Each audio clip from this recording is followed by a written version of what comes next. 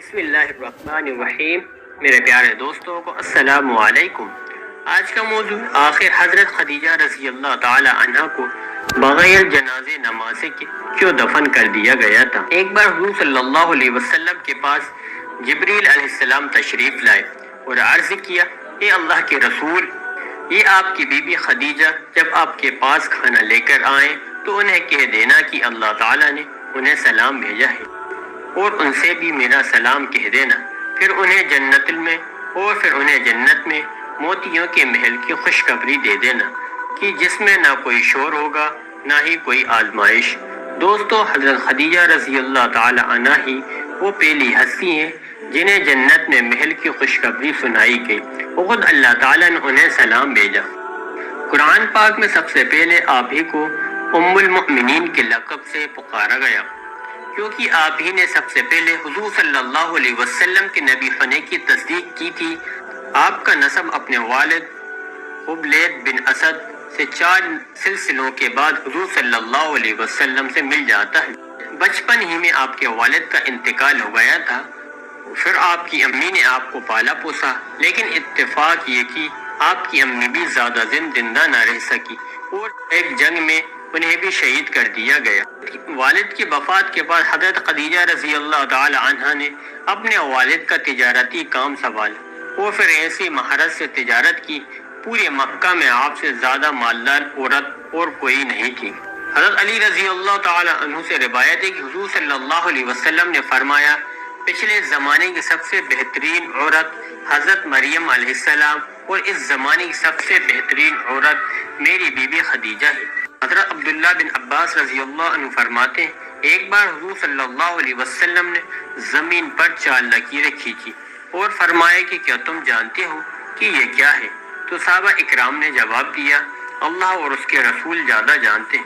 تو آپ صلی اللہ علیہ وسلم نے فرمایا، یہ جنت کی بہترین عورتیں ہیں، جن میں حضرت خدیجہ بنت خبیلد، حضرت فاطمہ بنت محمد صلی اللہ علیہ وسلم اور حضرت عاسیہ بنت مہاجم اور حضرت مریم علیہ السلام بنت عمران ہیں۔ حضور صلی اللہ علیہ وسلم سے نکاح سے پہلے حضرت خدیجہ رضی اللہ عنہ کا شمار مکہ کے بڑے مالداروں میں ہوتا تھا، کیونکہ آپ کے پاس تجارت کے لیے پورے 8000 اونٹ موجود تھے۔ انہی اونٹوں پر حضرت خدیجہ رضی اللہ تعالی عنہ کا سامان شام اور یمن جیسے بڑے بڑے علاقوں میں جایا کرتا تھا۔ اس تجارت سے حضرت خدیجہ رضی اللہ تعالی عنہ کو بہت نفع ہوتا تھا۔ آپ کا کردار اتنا صاف تھا کہ مکہ والے آپ کی کردار کی قسمیں کھایا کرتے تھے، اور اسی وجہ سے آپ کو طاہرہ کے لقب سے بھی پکارا جاتا تھا۔ پھر جب انہوں نے حضور صلی اللہ علیہ وسلم کے بارے میں معلوم ہوا کہ آپ بہت ایماندار اور محنتی ہیں، حضرت خدیجہ رضی اللہ تعالی عنہ نے آپ کو پیغام بھیجا کہ آپ میرے پاس آ کر میرا تجارتی قافلے کی دیکھ بھال کریں۔ حضور صلی اللہ علیہ وسلم اس کام کے لیے راضی ہو گئے۔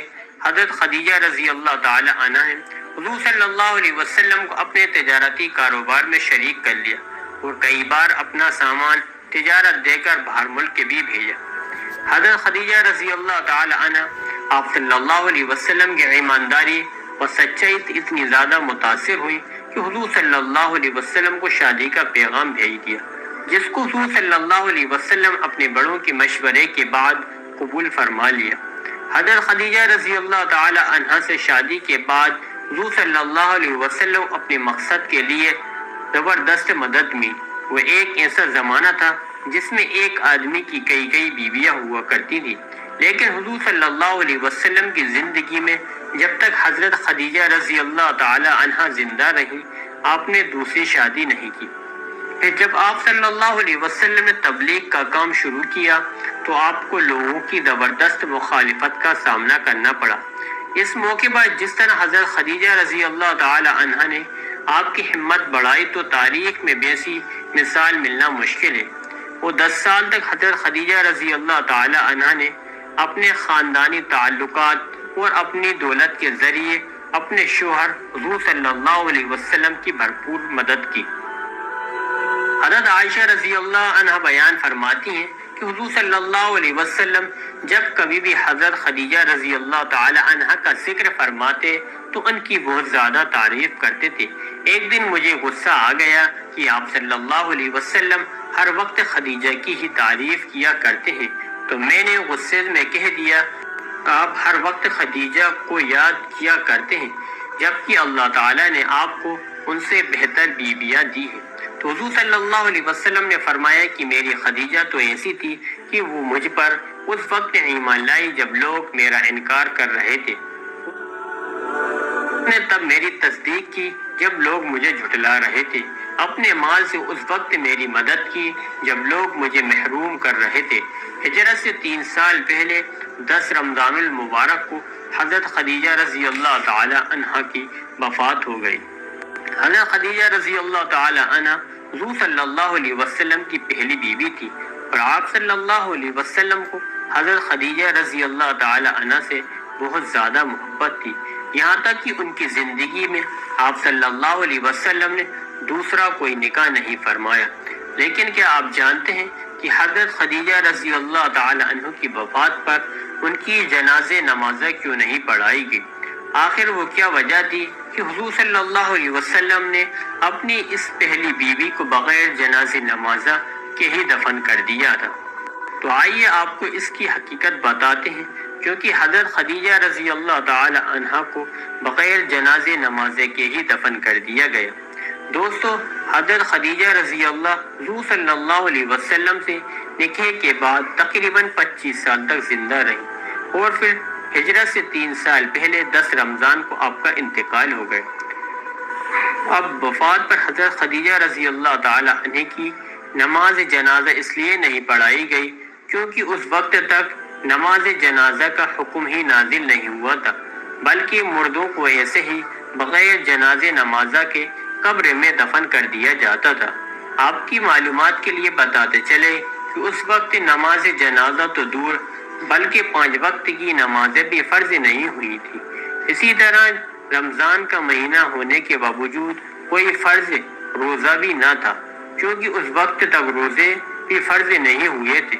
حضرت خدیجہ رضی اللہ تعالی عنہ کی وفات سے پہلے حضور صلی اللہ علیہ وسلم پر ایک مصیبت آ چکی تھی، وہ یہ کہ آپ کے سب سے محبوب چچا حضرت ابو طالب کی ابھی 1 ہفتے پہلے ہی وفات ہوئی تھی۔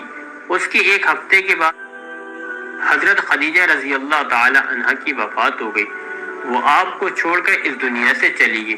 اب آپ کا دنیا میں کوئی ایسا سہارا نہ بچا تھا جسے آپ اپنا غم سنا سکے، صرف 4 بیٹیاں ہی تھی۔ چچا ابو طالب و بی بی خدیجہ کی وفات کا غم حضور صلی اللہ علیہ وسلم پر ایسا پڑا، بہت زیادہ غمگین رہنے لگے، اس لیے آپ نے اس سال کا نام عام الحزن رکھ دیا، مطلب غم کا سال۔ روایتوں میں آتا ہے کہ حضرت خدیجہ رضی اللہ تعالی عنہ کی وفات پر خود حضور صلی اللہ علیہ وسلم ان کی قبر میں اترے اور اپنی سب سے ہمدرد بیوی کو آنسوؤں کے ساتھ زمین کے حوالے کر دیا۔ حضور صلی اللہ علیہ وسلم اپنی بیوی خدیجہ سے اتنی زیادہ محبت کرتے تھے، ان کی وفات کے بعد جب بھی کوئی بکری ذبح کرتے تو اس کا گوشت حضرت خدیجہ رضی اللہ تعالی عنہ کی سہیلیوں کے گھر ضرور بھیجتے۔ حضور صلی اللہ علیہ وسلم جب تک حیات رہے تب تک اپنی بیوی خدیجہ کو یاد کر کے اکثر رویا کرتے تھے۔ اللہ تعالی ہمیں بھی ان سچے واقعات سننے کے توفیق، حضور صلی اللہ علیہ وسلم کے ایک طریقے پر عمل کرنے کی توفیق عطا فرمائے۔